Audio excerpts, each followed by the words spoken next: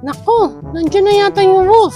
Hey guys, huwag kayong mag-alala. Kasi secure na secure tayo dito sa bahay na ginawa ko. Pangganda nga ng bahay mo. Para mga 2 minutes mo lang siyang ginawa. Huwag ka na maingay dyan. Mamaya mahuli tayo dito ng wolf. Yan na siya. FYI lang, hindi po ako wolf. Ako po ay isang raccoon. And I'm gonna huff and puff and blow your house down.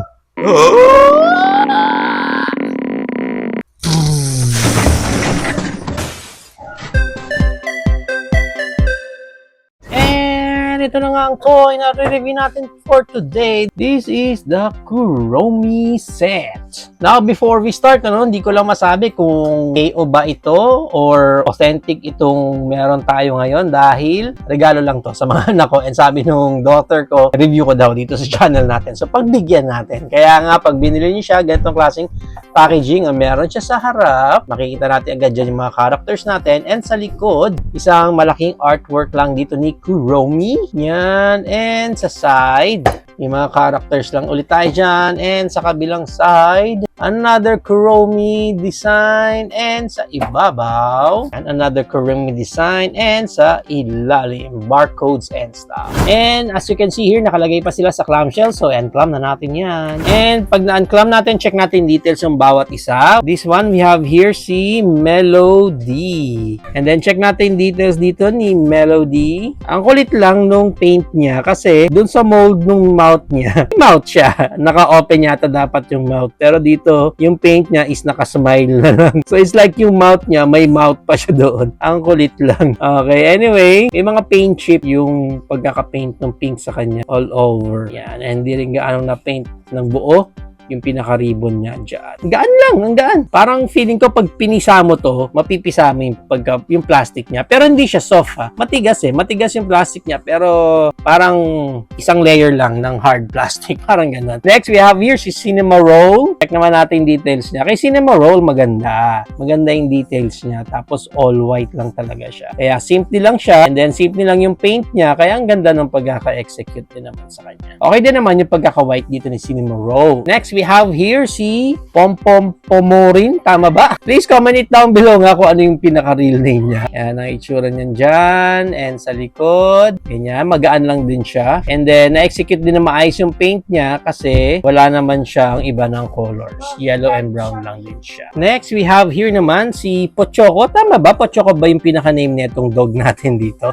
Comment down below na lang din guys ha. And ito naman yung pinaka-itsura niya. With red shirt. Siya dyan. Yan. Okay yung pagkaka-paint sa mga mata niya, sa nose, sa mga paws niya. Pero, pagdating sa t-shirt niya, parang, may mga kulang lang din na part. Pero, all good naman para dito sa ating puppy. And lastly, we have here na si Kuromi. Check natin yung pinaka-details niya. Ayan nga. Kitang-kita na parang ugat agad dito si Kuromi.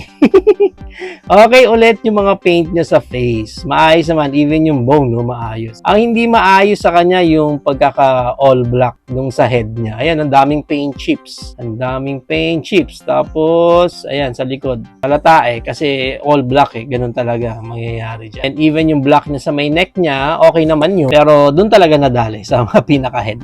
And ang size ng bawat cutie characters natin na nandito is around 3 inches. Mga 3.5, 3.5, 3 inches, 3.5. So, ganun ang mga height nila. And ang maganda niyan, i-compare pa natin sila sa height ng iba nating toy. Tulad ng ating Jollibee lamp, Super Mario Bros. Bowser, si Buzz from the Pixar movie Lightyear, and our Shaun the Sheep figure.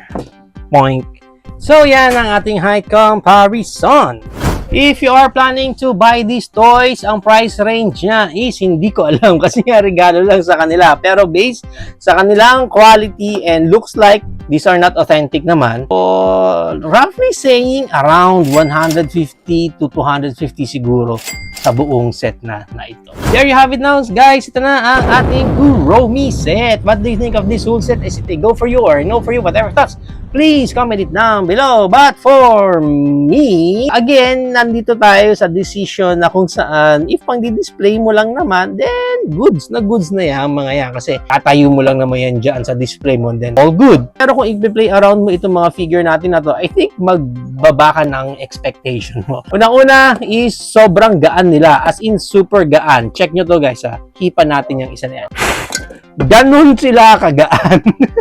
As in, super lightweight. So, I think nga kahit pag pinang-display mo itong mga to, nagdagdag ka dito ng mga sticky tack or at least i-glue mo sila para mahanginan man sila sa display mo, hindi sila magugulong-gulong. Okay sila sa malayuan, pero yun nga, pag tinignan mo na sila, hinawakan mo na malapitan, dun mo marirealize yung pinaka-quality nila and makikita mo nga na parang hindi ganun kaganda yung pagkaka-execute ng mga paint up nila.